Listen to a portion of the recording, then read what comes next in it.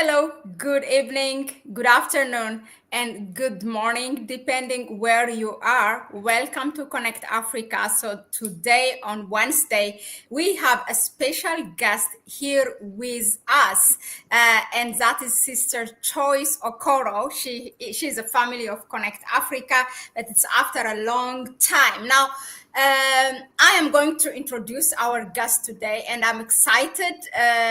And we're gonna go straight to the question. But first of all, welcome, Sister Choice. Thank you so much, Sister Mahlet. It's always a joy to connect with you, to be with the Connect Africa. It's such a joy and a gift to a Pan-Africanism to have Connect Africa. It's a pleasure. Thank you so much. Same here. So let me just introduce my sister briefly now, and also my audience. Let me welcome you properly. So welcome to Connect Africa. This is where we go beyond headlines and confront the truths behind Africa's global entanglements that we are going through at this time.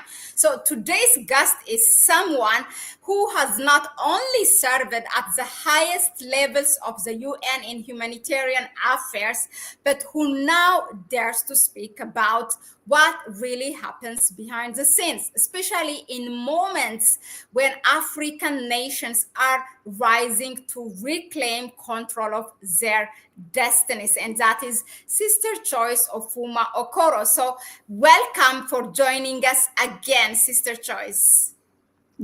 It is indeed a pleasure, as always. All right, then. So yes.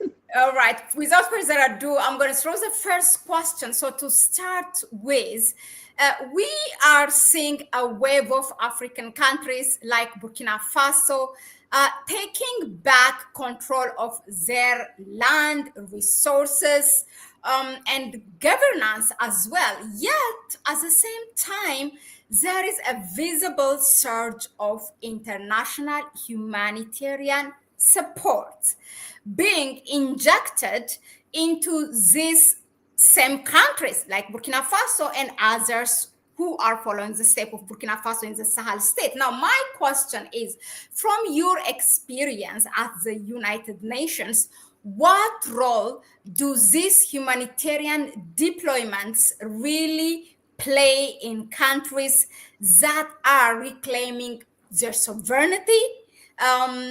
Are they about aid, really, or control? I speak from 15 years. I say this because you have to be in the system to understand the way it works and the possibilities and what it can offer. I've served as with the UN, including head of humanitarian offices on behalf of the UN for 15 years. Most of it have been in Africa. I see the possibilities and I see the dangers. I say both. It depends on who is driving, who is behind the wheel. So I see the possibilities. It is a gift to the international community, to the world, that you have a system by the United Nations that can be deployed when countries face sudden onset disasters. But when it becomes a permanent presence, when it is not usually needed, it becomes self-serving. So you have a country that is now being packaged as having a problem every year because the people who are there need to survive, need to rationalize why they are there. And for me, what I've done in the 15 years I've worked to the UN is to look at the countries that really need this assistance and those that don't. And I've noted very clearly, most of the countries in Africa do not. Yes, they have some challenges. It could be, different challenges like everywhere in the world. But you cannot have a system who sits in a country in Africa and announces to the world every year that, oh, Africa is terrible. It's still the same narrative that was used to colonize Africa, the narrative that have been used to abuse Africa's resources. My particular focus in the last about 10 years, when I started getting sensitized to the narrative of aid that dominates Africa, is that the message, the words that are used to say Africa needs aid separates itself from the fact that Africa is being exploited. You mentioned Burkina Faso. Burkina Faso is a very, very telling moment for the whole of Africa and the world. Burkina Faso has been rated for many years as the poorest in the world, but has the most resource-rich potentials in the world. So how is it possible that you can present a country as needing aid and begging when you might be from another country that is literally living off the resources of that country? So that is the issue with international humanitarian aid. International humanitarian aid must be monitored, watched as in the way it is used in a country, and especially in Africa. Nigeria, I served as the head of the United Nations humanitarian team in Nigeria, 2012 to 2015. I went in there based on a flooding emergency. When I arrived in the country, believe me, Nigeria private sector and public sector came together, led by Aliko Dangote, one of the richest men in Africa, and they met every 2 weeks to make sure the 7 million displaced Nigerians were, the 2 million displaced Nigerians were settled, the 7 million Nigerians affected were taken care of. Believe me, Aliko Dangote led a team who addressed the situation immediately, within 3 months. Today we have a flooding in the country, and a massive flooding, and it's all public, announcing to the world, okay, there's flooding. Nigeria became subservient to an international humanitarian aid narrative that reduced, subsumed, undermined a strong national system that was emerging. So that's why I say we watch. We must be careful of what we allow in. Now we call international, we call it international, internally displaced persons around Africa. We have the same raging across the United States of America. Is it the Skid Row? Is it Chicago? New York, name it. There are hundreds of thousands that are homeless, but we call them the homeless. But in Africa, we call them internally displaced persons. The use of words, the double standard in the use of words, in mentioning and naming crisis, is intentionally used to undermine and undermine the strength and the growth of African countries. But worst of all, it's used to abuse the peoples of the United States who need help. But some of the Western countries are so focused on using aid to undermine the growth of others and the sovereignty, growth, national aspiration of others. But it's changing. we are working very hard to make sure it doesn't continue. It's changing. So international humanitarian assistance, aid through the UN, through NGOs, is very important around the world. And I use the word intentionally, around the world. It was not set up to be used intentionally to undermine and propel and continue to parade and promote the very colonialistic narrative about Africa, because we're standing up. We are standing up. We are making it work, and we're saying no more. Africa was not created to be abused. We came here equally like every other part of the world, and no more will we sit down and accept that narrative through aid or whatever means they want to use to hold African leaders down. And you know the good news of this moment? Before, they could take down the Thomas Sankaras in the 80s. They could use the usual words to demonize African leaders and take them out through a fellow African. But this time, we are saying no. That's why we have Captain Ibrahim Toure of Burkina Faso, because enough is enough. this is over. This is enough. All right, sis. Thank you very much for that. It's really a very good opening, insightful information. So now let's move to the second question. I asked with the sound. I asked our viewers here online if it's clear for them, because sometimes I have to lean on just to make sure that everybody's following us. Now. Moving on, what we can do is perhaps when I talk, because I know that we had a bit of technical thing, when I talk, you will have your earphone. Then when you answer, then maybe we take the earphones that you are using. Maybe that will work for us. Now, let me move to the second question. And I want to talk about this so-called strategic appointments and neo-colonial interference. And our inspiration to bring this question is that, look, yesterday we have been talking about here at Connect Africa. So Burkina Faso, again, we are staying there.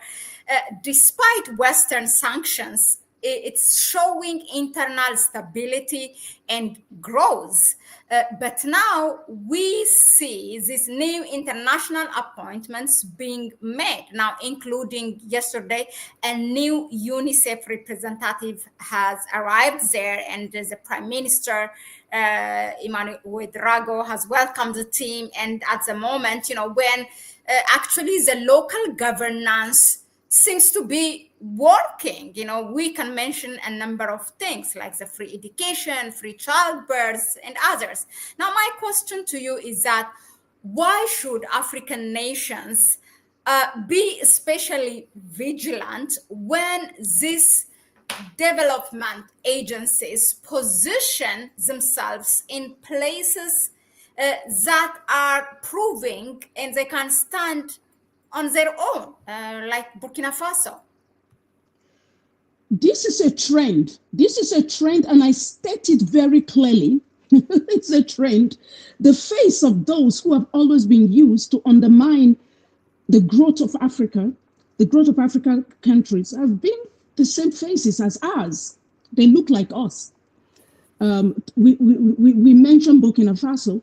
Burkina Faso, Thomas Sankara in the 80s was killed by an African face because he was speaking the same message that Ibrahim Touré was stating.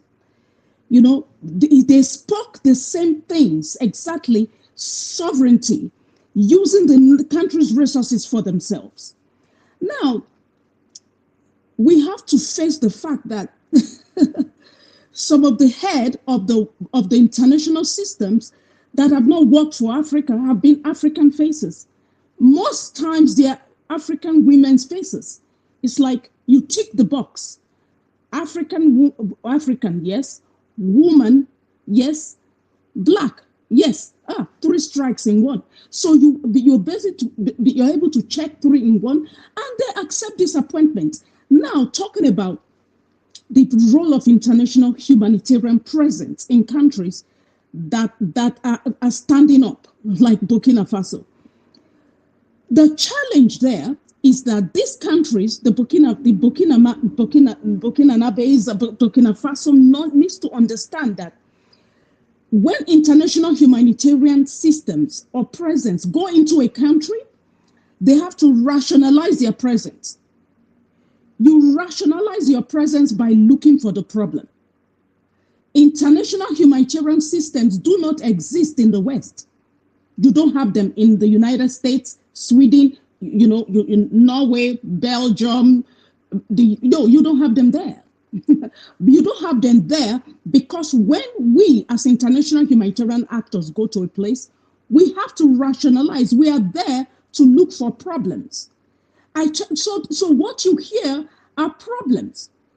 If 3 people are malnourished, it has to be estimated that is approximately 3 million.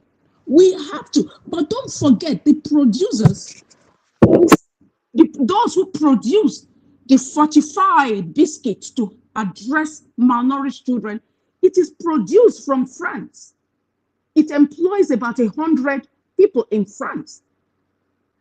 International humanitarian presence is only present in the global south and mostly in Africa. The data are not verified. It just basically say, oh, if we find 2, we can estimate it to 2 million. And the danger in it, as you mentioned, is the faces that are doing it now. The faces that stand in front of narratives that continuously to promote a negative presence in Africa in the name of international humanitarian aid are usually African faces. They are blacks, they're mostly women, and they're Africans. Now, you mentioned, our dearest Captain Ibrahim Traore of Burkina Faso. Who was the person put in front under African to start making statements that are not verified? It was an African American man, black face. That he just spoke without even knowing what he was speaking about, and he spoke around the normal echo. He spoke within the echo chambers. How do you bring an African leader who is helping his people down? Through what corruption, through what it was undermining a man. No, Captain Ibrahim Traore of Burkina Faso is not just the president of Burkina Faso. He is the president, the voice, the image of Africa. We hold that man up. We hold him up as the hope of Africa. He's an amazing person. Just a joy to those of us who've supported him, even just as he started, before he became a trend. He is just a joy to behold. It is the future of Africa, and we live in a continent today where we have resources to make sure our leaders, the hope of the continent, will not be killed, will not be brought down by a negative narrative. We will not be brought down by irresponsible demonization of our leaders, the voice of the future. So yes, bring it back to the question you asked. I say it again, international humanitarian aid and presence in the global south around the world too is very valuable, because when there's an onset disaster, a sudden onset disaster, it is important that we live in a world where we can come together as a human global community to make sure people do not suffer. But down the line, in the next few days, it has been co-opted as a means to regurgitate the racist neocolonial messaging about Africa. And that is the danger. So when any country, and I've done this, I have the checklist which I wrote, and I ask countries, they must check why you have international humanitarian presence in your country. Do you need it? Because once you allow international humanitarian actors to come into your country, they have to justify why they are there.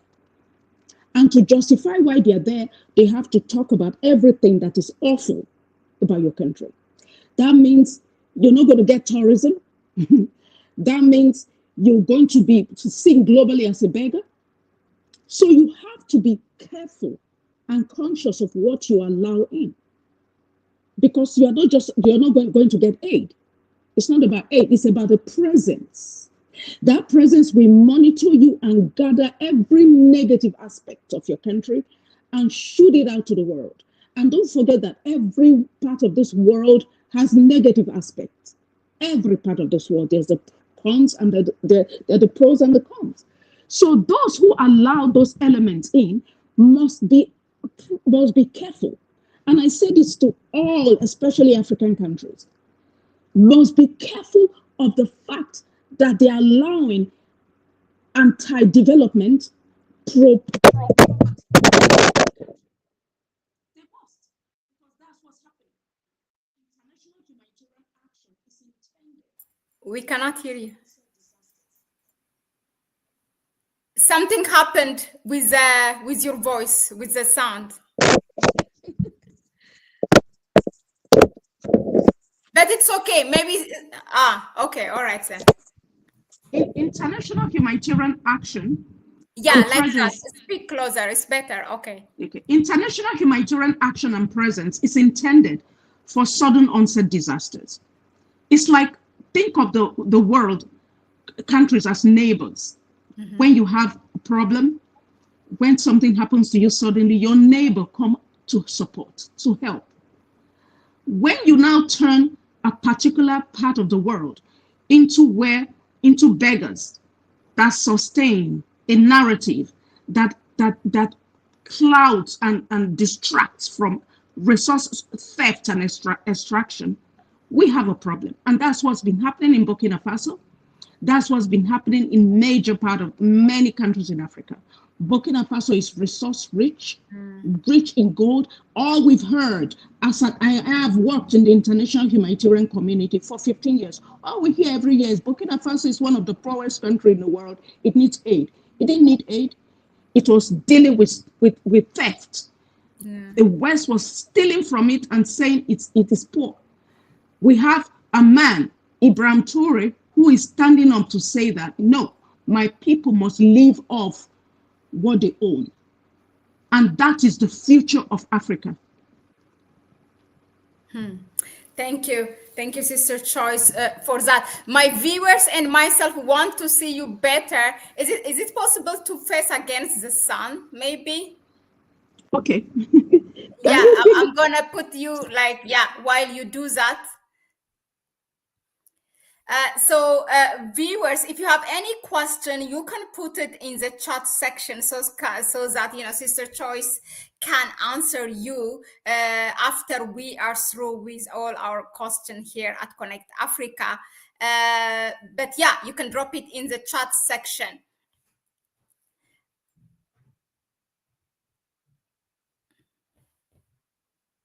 We are talking about, of course, the United Nations and other international organizations' presence in Africa, you know, especially those with a protracted one, you know, staying year after year after year, saying that more and more people need help, but that actually needs to be checked as that is not relevant for the countries. Yes. Did you manage this? Okay. I think you have to face the sun now because it comes from your back. That's why we see the reflection. Okay, give me a minute. My son is my technician. All right, then. Yeah, so it's happening on live, my people. So you see it here. Yeah. So the thing is that what inspired our discussion for today is yesterday we have seen here, those of you who have followed here at Connect Africa, you have seen the new appointment of UNICEF's representative in Burkina Faso. So we were asking, what should Burkina Faso do? I mean, why do we get such representatives when countries like Burkina Faso are actually doing better? But in fact, Sister Choice came here to give us, you know, the whole background, what's happening in Africa and how the UN works in Africa. And we are happy. You are much better. Very good. Now we see you good. So you just speak closer to the screen. Now I'm going to move and I want us to talk. I say this, look, we have seen it again and again, like from Thomas Sankara to Muhammad Gaddafi, and now to leaders like Captain Ibrahim Traore, like Colonel Assimi Goita of Mali, General Abdurrahman Tihani of Niger, and this demonization and character assassination campaigns start, you know, the moment African leaders reject foreign control. So my question to that regard is that, what do you think the West and sometimes, you know, the very agencies meant to help, like so quickly brand independent African leadership as portraying them as dangerous or, you know, illegitimate? You know, that's because they cannot stand on their own without exploiting Africa. I think we have to come to a conclusion. The West have survived by exploiting Africa. They did it through slavery. They did it to colonialism. You have a France that has continued and feels comfortable exploiting 14 African countries, even taking their money into France and loaning their own country's money. The West do that, and they've used a modus operandi. The mode is there are some people who have become very comfortable with the notion that Africa cannot stand and be free and stand tall. And sometimes Ibrahim Torres says it, that we have to live in dignity. I say it again, that the West have to find dignity. Because can you imagine being a citizen of a country in the West that have actively stolen, abused another group of people based on the color of their skin, for you to live the way you live? They should be embarrassed. I'm saying that the French should be concerned and start putting pressure on their government, to Macron or whoever, that we are embarrassed that we have built our economy on the back of theft, of stealing from Africa, from 14 African countries. It's not so much, yes, we're calling for our dignity, but the shame is in the West. So that's what I've started moving the narrative to them. It is not so much about African. We've lived in dignity. We did not go to any part of the world to steal. We did not go to any part of the world to exploit anybody. True. And I say this, that probably it has to do with the blessings we've received as a people in Africa. We did not feel the desperate need to go exploit and abuse other people to survive. We were content and happy the way we've been in the way nature has blessed us. So the West, I look at the French, they must be embarrassed. They must think that, how can I have built my identity on having stolen so much from Burkina Faso, stolen from Niger, Chad, stolen from SEDI, just stealing from 14 countries in Africa. That is how I have my parents have raised me. I have investment based on theft of 14 African countries. That's where the lack of dignity lies. Now, the question regarding the presence, I still go there, my dear Mahlet. International humanitarian action and presence, we must understand, makes a statement. It makes a statement, and that statement is, you cannot take care of your own. When people say there are 2-point-something million malnourished children in Ethiopia, I reject that. You don't insult African mothers. When somebody comes to say there are 2 million malnourished children in Nigeria, you're insulting my mothers and my grandmothers at all. Yeah. So the woman who is going as UNICEF proudly, she can use her position in the right way, excuse me, Okay. or to continue to speak from the echo chambers of the scripts that have been written.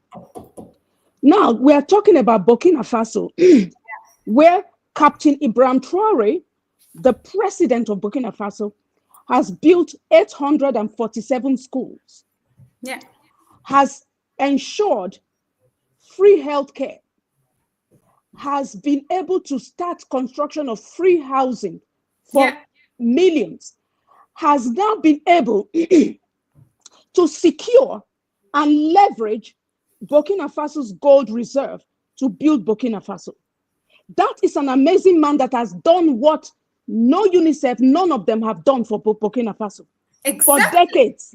Yeah. They've been there for decades, they couldn't do it. So why are you welcoming a woman? What is she going to do? The question is that Burkina Faso has to ask, what exactly are you coming to do? Because if you're coming here, we need to have UNICEF in Sweden. We need to have UNICEF in the United States. We need to have UNICEF in the West. Thank you. Thank you. Not to come and undermine. It's the same thing they did with wheat. in Ethiopia. Ethiopia was exporting wheat to the neighboring countries. Guess what the World Food Program did? They decided, oh, we must impose wheat on Ethiopia. They must accept it from Ukraine. Yeah. So when we look at international humanitarian presence, when they come to shake hands and they are usually black faces, you know. Yeah. These days they make them African women and black. They should be asked, what exactly are they coming to do?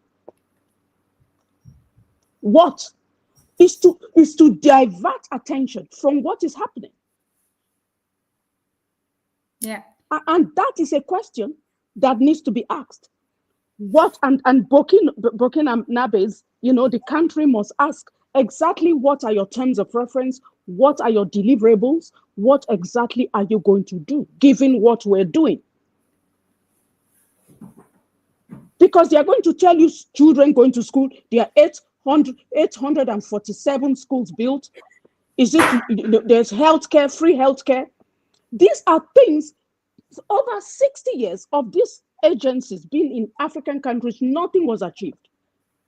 Now you have a man who is standing up, a young man, by the way, that is standing tall for his people. You're going to show publicly to shake hands so that you divert attention from what the national efforts to now bring it international. Something these people cannot do outside Africa. They only are excited when it comes to Africa because they think Africa will continue to be in the hands of international systems that loot. What did this international organization say when the gold of Africa was being stolen, of Burkina Faso being stolen? Whoever said anything to France, given the relationship it had with the 14 Francophone African countries? These people said nothing. They fought people like me who started complaining. You cannot say a country is begging when a country is being stolen from. You have countries in Africa that have been on the list of annual humanitarian aid that they consider, oh, they need aid. But there are many people, you know, mining organizations stealing from them. Nobody says anything about it. They use the screen of, oh, they need aid. They are the poorest country in the world. But meanwhile, you have Western agencies, Westerners, organizations, governments looting the country, looting these countries. And what Ibrahim Traore is leading is that no more. I am cheering for that man. I am excited that I am alive to see somebody like him speaking, standing up for Africa. It gives me so much strength and joy. Yeah. Thank you so much. I was so passionate and I feel like something running in my soul, in my body. But yeah, and I'm sure the viewers here are feeling the same. And they have started already to drop questions. But let's be through with our questions here, and definitely Sister Choice will address yours. Now, moving on, Sister Choice, look. Recently, speaking of these black faces, so I want to bring your attention that recently the U.S. AFRICOM commander, General Michael Langley, again another black face, made statements that seemed to validate Western intervention, right, in African security, while African leaders were not even at the table in that Senate in America. Now, this raises an uncomfortable truth. My question to you is, do you believe the West deliberately places black or African faces to front their agendas in Africa to give the appearance of legitimacy while continuing to control the narrative, black faces with white agendas? Oh, right? Yes. Oh, yes. I mean, this can be taken for a known fact now. Thank you for asking the question. It gives maybe hope, but it's clear. And you know what, General Langley, I look at him, and one thing I do in my public speaking and social media space when I speak, I try to avoid people who made mistakes. You know, I focus on the positive one. General Langley I look at him and I feel so sad for him because what he did wrong, yes, I'm saying straight up. You know, they've started using black faces. It's now going on. Who had some of the international organization, financial institutions that exploit Africa? They are now black faces. Like I mentioned, black, female, and African. You know, General Lansley actually was just sadly did not do his work. He did not prep up well because he just regurgitated. He regurgitated the usual word to demonize African leaders. You know, and he made so much. He said that President Ibrahim Toure was using the gold of the country for his security. And I'm asking, who is paying for the security of President Donald Trump? Who is paying for his salary? Is it so they who pays? It's from the natural resources. It's from the natural access. This is Ibrahim Toure, whose salary is $1,000 a month, who has not increased the salary, who has stayed steadfast, who has declared his assets. And you have a man unprepared. General Lansley was unprepared, who just spoke. It's like somebody gave him a script from the last 50 years, and he just read from it. They just changed the name. You could be any name, Libya. You could put any name there, Libya, Chad. Just change the name and say, oh, he's stealing from his people. What is the United States of America's business? Why? AFRICOM, I don't want to go there. They've been around Africa for a while. And I think General Lansley failed to understand the world we live in now. You know, the black faces they are placing into places that now start speaking, being the face of neocolonialism. If you put a black face in to speak, then nobody can point a finger on you. We understand that there've always been black people who are enablers of neocolonialism.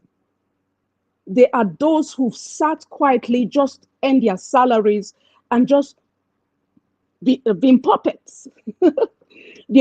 All through Africa, the challenge Africa has faced over going to a century is that the colonizers didn't just leave.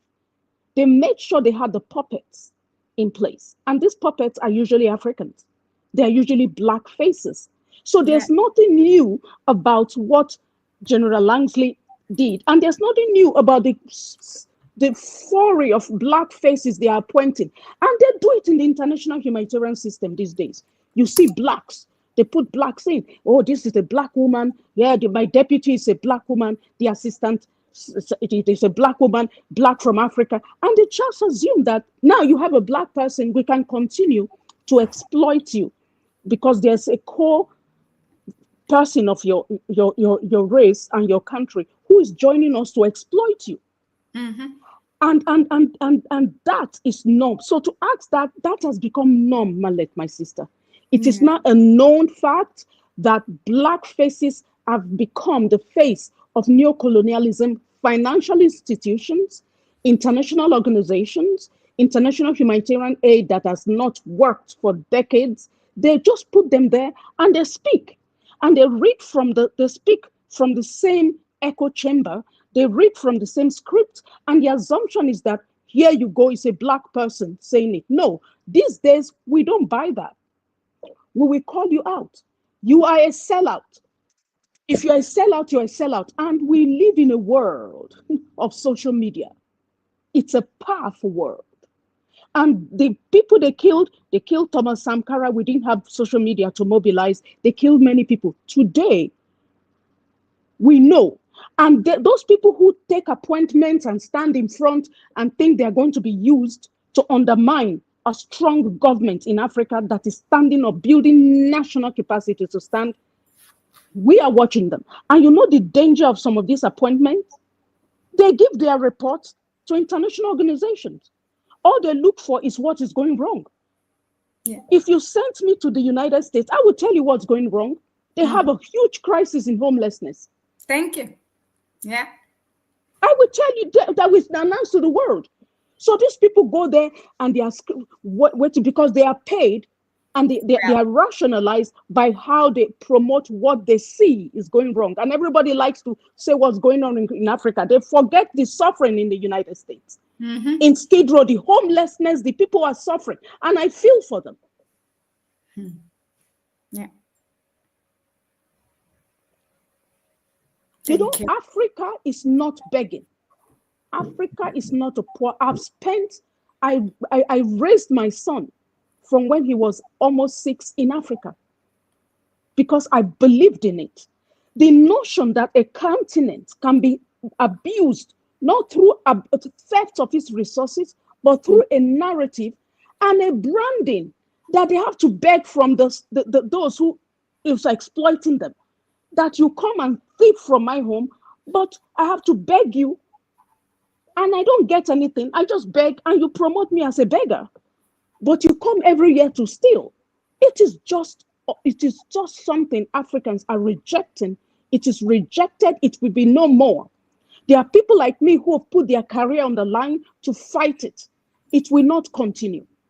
And I'm grateful for the Captain Abraham Traore, all those who are coming forward. I'm so grateful. More of us are coming together. Thank you so much, Sister Choice. Allow me, I just wanted to dive, for those of you viewers, Sister Choice, as I said, she's not a guest here. She has been a family, and we all have stories.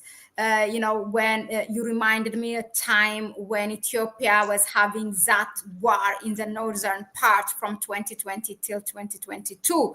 And there's battle on the ground and there was battle on media. And both were the one on the ground and also the media from the rebels part was sponsored by the West. And at the end, when they did not, just like General Michelangelo, all African have come together to defend Ethiopia. Yes.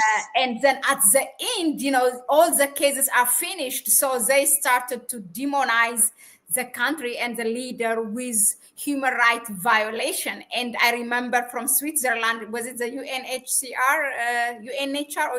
I always confuse it, but the one with human rights appointed these 3 people. And the one who was heading was a black woman, another black man, and just one white man in it. And oh my God. So yeah, it's always how it works. Even to assassinate us, it always, it just takes one of us to kill one of us. Was it Malcolm X who said that? And we do. We do. Yes. That we all have been part of our demise in Africa. Unfortunately, this is our history. Oh, yes. Yes, it is so true. The issue these places I speak about, I've worked in them at least for 4 years. Nigeria, Ethiopia, Kenya. I saw what unfolded in Ethiopia. I saw the process through which there was a transition in government, that Prime Minister Abiy Ahmed came into power. I don't belong to any political party. I don't have anything at stake, but I do promote African nations. I am proudly Pan-Africanist. When I see a positive personality growing in any African country, I cheer for it. And Abiy Ahmed is one of those. I saw him concede land to Eritrea to avoid any conflict, to build regional stability. I saw him release, political prisoners from jails. He basically invited, exiles, those on exile to come back. Half of his cabinet are women. He appointed a woman as the president. I saw this man standing up and I said, which war? When you have a stable, independent African country, suddenly you hear narrative of war. What some international systems do, that's exactly what happens. Yeah. They find somebody who has a grievance. They just start supporting the grievance, and suddenly I was hearing, oh, war. No, I said, this is not going to happen. I fought. I was the first one who started advocating for Prime Minister Abiy Ahmed to get the Nobel Peace Prize. And when he was giving his speech, he received it. I was jumping up in joy because he's earned it. He deserves it. And to this moment, the international actors who have found a home in Ethiopia, who expect Ethiopia to continue to have crisis so that they can have jobs. Yeah. And that has to stop. We have to start sending the message out. They almost turned the language of war. That was a lie. I was there with my son, and the former head of the World Food Program actually wrote a book and said this wasn't true. That there was no famine in Ethiopia. There was no famine. So I am committed, and I do not take this Not lightly. Everybody does this. Let me just give you your flower, Sister Choice. You have put your job, your life on the front line, yes. Risking that. You had it enough and you spoke, and I know it all came with costs, and I really admire you for that. And we wait. The one we just gave them is a tip of an iceberg. Oh, and, yes. A lot have happened, I know, and we wait for that telling whenever the time comes, right? Yes. Yes. Yes. But Sister Choice, as much as we blame this, it's all a follow-up question now. We blame them because they take so much responsibility. Their mainstream media, their academical institutes, their justice systems, their governments, the West, all works hand in hand. But our own governments also take responsibility, right? Some of them, look at DRC. He is literally saying, Felix Tshisekedi, come intervene in my country, and in exchange, I give you my minerals. He said that. He literally said that. And Nigeria, I didn't follow up the news today with the flooding. But last time you said how the people in the private sector came together and how they saved Nigeria. But did the government begged to because they come in, they beg. Africa is not poor, that's true. Everybody knows this, but our governments make it look like so. They come and beg.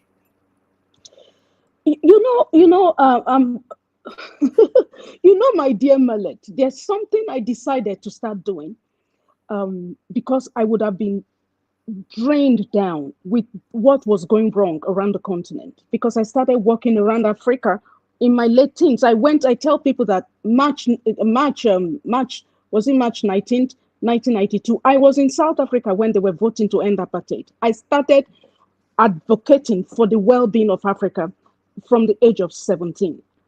So I've been in the trenches for quite a while. And in every moment I've met Africans who look at me like, what's your problem? They just want to see if they can get some money and what they can put in their pocket. I've never lived like that. I've refused to put the well-being of a whole people, my ancestors, a continent, for chicken change, because there's no money that will be enough, because we're all going to leave this earth and we're not leaving we just go. We can't take anything we behind. To put it clearly, the enablers of the exploitation of Africa have been Africans. If we had more Africans that are able to say no, I live a simplistic life, I'm a minimalist, I'm looking, we will be fine. And if you look at the United States, for instance, I admire the United States because they have the language that inspires people to serve the country. They say, don't ask what the country can do for you, ask what you can do for the country.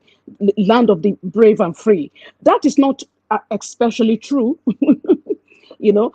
That's not exactly true, but there are words that drive the American identity, the world's positive words. In Africa, we have people who basically just assume that they are meant to survive. What is the problem? A major problem for Africans is the survival mode, and it's the same for the leaders we have.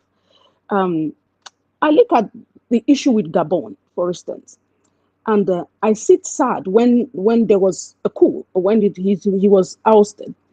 And he was screaming, make some noise, And it was turned into a song, make some noise, because he had operated in a way where he had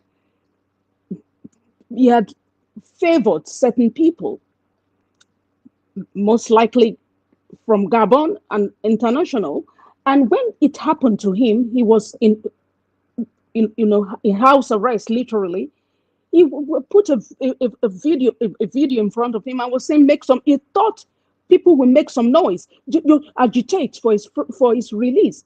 And I think a lot of African leaders do not understand that a moment that you can take over the future, halt the future of young people, is not permanent.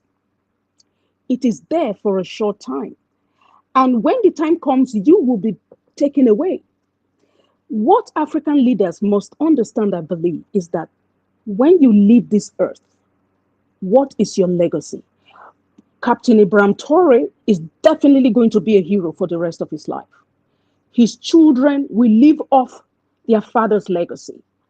Thomas Sankara is still spoken about warmly, but Thomas Sankara did not go global as bright as Ibrahim Traore. To be able to live a life on this earth and leave a legacy where your name becomes, it's just a joy.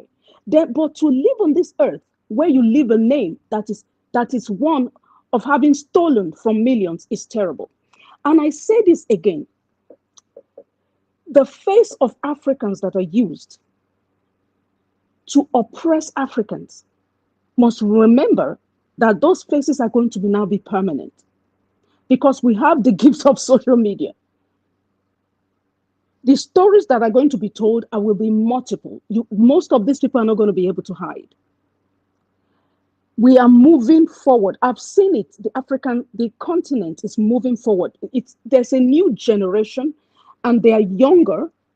And they say it's a young youth movement. And I say, I am youth in my spirit, because we're going to make this continent work. So those folks government who are enablers, yes, we have them. And when people, we have them. The puppets are put in place. I mean, the concern around Ibrahim Traore of Burkina Faso is not a puppet. And it's not easy to replace him with a puppet, because he's an African president. And he is a light that reflects on what the other African presidents are doing.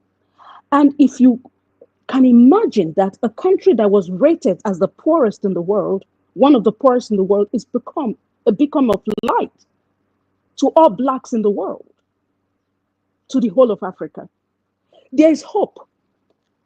So I have learned how to ignore the negative leadership. I don't mention them because they're just, they will. But I get excited. My worry is, Sister Choice, I mean, I don't want us to dwell on this, definitely, but they outnumber the few good ones. I mean, the one we have good and Pan-African, really unapologetic, are less than a handful of people right now. Oh, yes. Them. Mahlet, my sister Mahlet, you're absolutely right. Yeah. You're absolutely right. And those horrible ones, the way I'm thinking about it, they don't deserve 1 minute of my time, because I'm celebrating the positive ones. Okay, all right. Because through that, yes. Positive, speaking of the positives, then how do we those we have the positive ones, how do we protect them? So that's my final question, because from what history shows us, they, one way or the other, the enemy, is not sleeping. They try to take them down. So now on that note, look, history shows us when African leaders rise who truly put their people first, they are either overthrown, discredited, or worse, assassinated. Me and you, not only history, also in our lifetime, have seen that a lot, okay? So the question is, what must we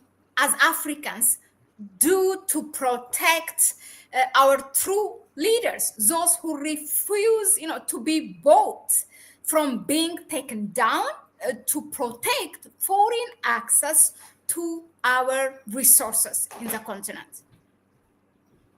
Thank you. I think when there are battles, there are battles. Mm-hmm. We cannot run away from the fact that there are certain issues that need to be fought.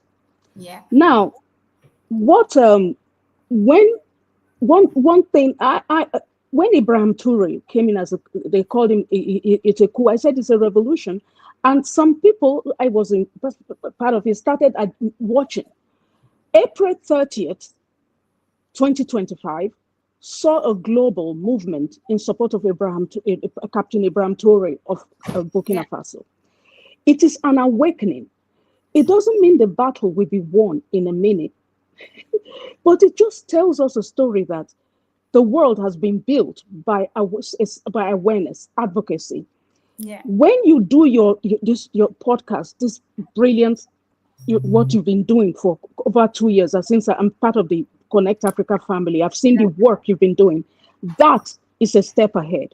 The many people who continue to keep the light on Ibrahim Toure to make sure this is an African leader that we must protect, will not be taken out the way they took out Thomas Sankara or Lumumba. That is a step forward. The battle we are fighting is not small. And that's why we must continue to hold up and stand together, those who are willing to fight for it. Now, the way we keep the negative, the bad leaders, to reduce their numbers is what some leaders are doing. They are able to demonstrate concretely achievements in their countries. If you look at the Abiy Ahmed of Ethiopia succeeded and is one of the leaders. Ibrahim Toure of Burkina Faso succeeded because he can demonstrate the achievements he's made in his country within 2 years. It's the same for Abiy Ahmed. Look at Rwanda. Rwanda rescued his people when most of the people under the genocide ran. Some people took their dogs and their pets and ran out of the hotel, ran out of the country, but Kagame came in as a refugee from Uganda to save his people. They are Africans who stand up, and these Africans are not easily taken away, killed as it used to be. There are mechanisms now in place. There are systems in place that is watching, and one of that is watching, and we speak up in time. Speaking up in time, sometimes Africans, there are people in social media who go on trends, but we must recognize a good leader in time. And there's what they call the effect, when things start influencing others. There is an awakening. There's an awakening because African leaders in all our over 50 countries are beginning to understand that there's a new way of celebrating leadership. It's no longer going to the West and shaking hands with, we have presidents who are very willing to hug. If you're West, no, we hug you because you're white. No, legitimacy is not conferred by what you go and do in the West. It's now given by what you can produce nationally, how you can uphold your people. That narrative is growing. There's a narrative emerging and optics in terms of what successful leadership is in Africa that is emerging. And that's what's giving me hope. And it's not just about narrative, it's about concrete action. The fact that Burkina Faso is able to leverage its gold for its national growth. The fact that it should inspire other countries. The fact that Abiy Ahmed of Ethiopia was able to produce enough wheat to export. So there are things that Rwanda is one of the most peaceful, most stable countries in the world. Of course, you're going to hear Turks, people talking, mumbling, because they've always done that about African leaders. Do you think as a Nigerian, I'm going to have an opinion about Donald Trump? Why should my opinion count? Why should a journalist in Nigeria have an opinion about the president of the United States? So why should any journalist from the United States have an opinion about the president of Nigeria? Nigerians should manage their situation. Whether we're happy with the president or not, that is our business. And I think the issue there is the fact that you have foreign entities who feel very comfortable to dictate and control the leadership of Africa, and it's simply to access the resources. But those African leaders who open themselves to that are being looked at, and they are jokes. They might think they are managing things. They're just jokes. It's just a joke. So we have more. I agree with you, Sister Mahlet. We have more Africans who are a disgrace to the continent than the few who have stood up and are inspiring a future for Africa. But we will continue to push. We will push. Now they can't kill those good ones so easily. Let's keep them alive. Let's make sure we agitate, we reach out to make sure they stay alive so that we can continue to inspire the future generation. Do you know where Captain Ibrahim Toure got his inspiration? It's from seeing Thomas Sankara when he was a child. When he was a kid, like 6 years old, he heard Thomas Sankara. And that inspired him to be who he is now, to lead. We will continue to inspire new generations, whether we're here or not. We will continue. And Africa's resources, Africa's strength must be used to hold Africa up, not to bring in external forces to loot the continent and keep the continent down using negative narrative, aid, and those words. That is the goal. And we will prove it concretely. It will be proven through concrete outcome, nation building, resource used to build people. And we're seeing it happening now. We're seeing it happening. Thank you very much, Sister Choice. It's always a pleasure to have you here, really. But I don't intend to end it. So since we have you here, we're going to take that opportunity. Now, viewers want to ask you a question.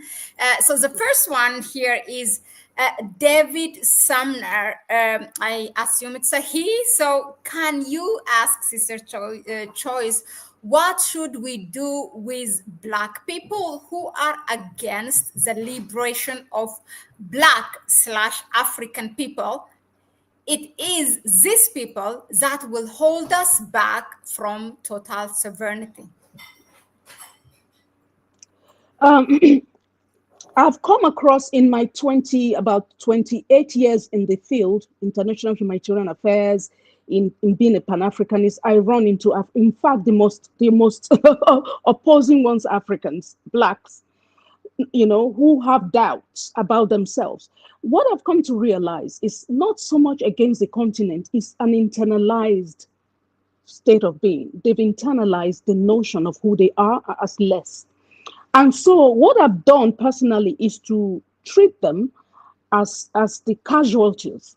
They are casualties of years, centuries, decades of colonialism, which has a strong mental component. That's how I treat them. So I don't engage with them as much.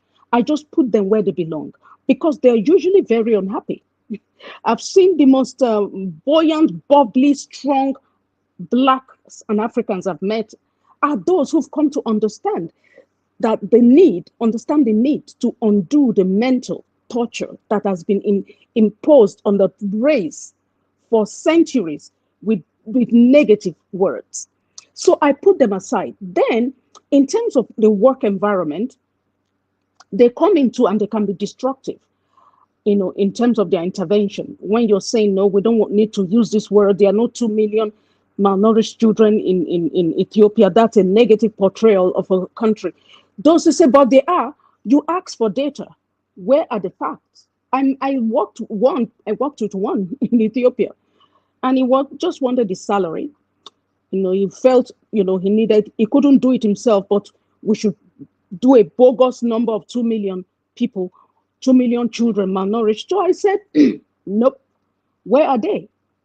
Where are they? And we went to the field, we only saw 167.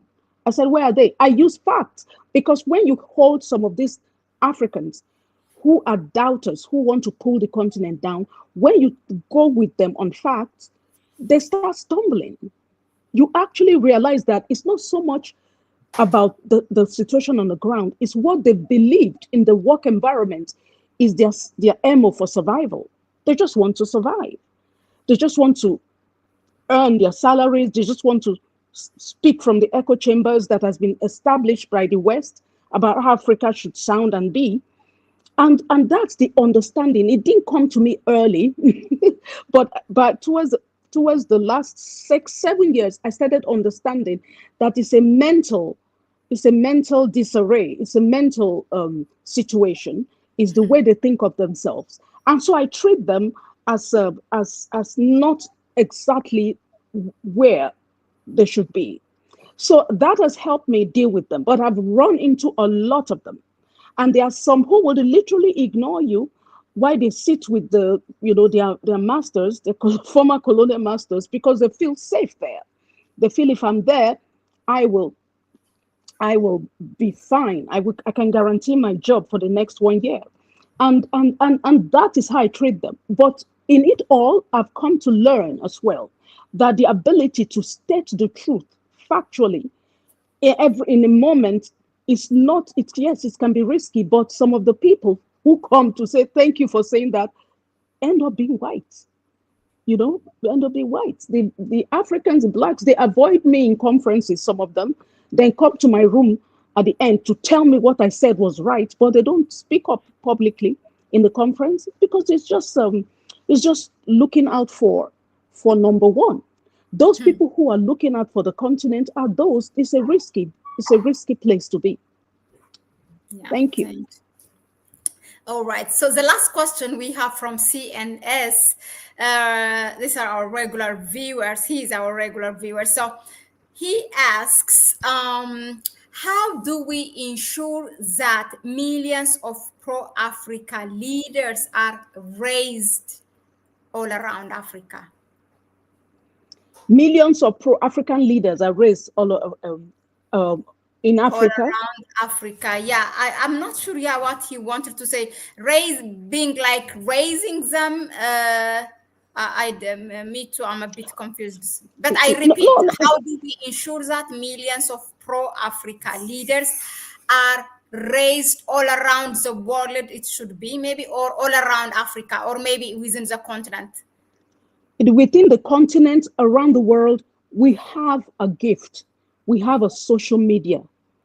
When the people, I keep on saying, when the Thomas Sankaras were being killed, many African heroes who stood for Africa were being killed for Africa, who were standing for Africa freedom and sovereignty. We did not have social media. Today, we have social media where we can rally a world movement to protect Ibrahim Traore. Is social media. We have the tools today to make sure we make the information available on what Africa's potentials are, where we're going, and what we need to do. And what we need to do is to recognize that Africa has been used as an outlet for raw materials to build the West. And that has been at the detriment of Africans in the continent. The Africans who are dying in the Mediterranean to get out of the continent to regions that actually exploit their own resources to build those continents, those countries in Europe, in the West. And when they get there, they continue to live in subsistence, to live in the same, continue to live subserviently. Meanwhile, the resources that was used to build those countries came from their home country. How do we raise Africa around the world, to rally around Africa? We need to open our eyes. Yeah, if it helps us, it is also a bit elaborated by our friend here, our family, Anton. How those Africans are raised up, created, building authentic, responsive, and responsible leadership. Yeah. So that's because that's when we celebrate the ones we find. We're doing it now, I believe. Wow, exactly what he said. All right, go on. Yeah, we're doing it. We're doing it by upholding the good leaders. In the last 2 years, we must recognize what's happening. African countries, the Francophone African countries that have been exploited to this day, through the from France. They've been pulling out. African, there's a positive energy happening, a positive movement from the continent. You have leaders who are bold enough to step away from the status quo that has gone on for almost 100 years. They are taking back what is Africa's. And so it is happening. And that's the message I want to share. Africa is taking its resources to itself. Africa is using its resources to raise its children. Africa is using its resources to build. And that resource is not just natural resources, which Africa is rich at, but it's mental strength. If the mindset is growing, we are moving up. And we are all doing it. There are many of us who are consistent in it. It's not just something we just step in the way and watch. We're not observers anymore. We are moving in and making sure the message goes through, inspiring those that need to be inspired, and giving key notes and key messages, notes and suggestions to people in power to help them do what they need to do. We have to step up. We cannot be observers of what's happening in the continent anymore. For too long, I think we just thought it's going to happen from the leadership. No, the leadership, like we mentioned here, you have those that are just watching. They just hope they'll be invited somewhere to, all African presidents or prime ministers invited to meet one country. They just hope to hop in the plane and just go somewhere and wear the suit and just a tie and just sit and listen, hoping they can get aid. All that is gone. Because we are now making fun of African countries that are begging. Those who annually go to beg for aid publicly are now a joke because it's been revealed for what it is. Yeah. So I think we rally around what is working in Africa. We uphold it, we promote it, and we talk about what is not working in Africa. We denounce it. That encourages those who are actually in the positions to take the action that they need to take positively. That's what I would say. Thank you very much, Sister Choice. And please, just allow me also to put my 2 cents on this to answer his questions, to add on what you said. I think also what we have to, because we are talking about now the youth, those small ones, how we are, literally, I'm thinking how we are going to raise them. And I always say I live by the saying of where Bob Marley, Robert Nesta Marley says, teach the youth. And actually, Peter Tosh also says that. And also Frederick Douglass. And those were really focusing, teach the youth, the young people. How do we teach them? The one we went that school of this system, in the system from 8 till 3 o'clock in the afternoon or whatever it is in your country. It doesn't work. It just does. Even in African countries, those who we think that liberated, they don't teach African history for them to be proud of. We are so engaged, demonizing, even in our own country. When one comes, they always demonize their predecessor. What I liked about Prime Minister Abiy is he brought also his predecessor. He's the former Prime Minister, and there are also few of them. We have to thank them and teach the youth for what is, good, even our own leaders. So since it's not happening anyway in the system school, what we all can contribute our 2 cents in this, in building the nation or the citizens of Africa globally. So start, this platform, we come, we talk. I don't know how much yes, we do impact, but I'm not sure.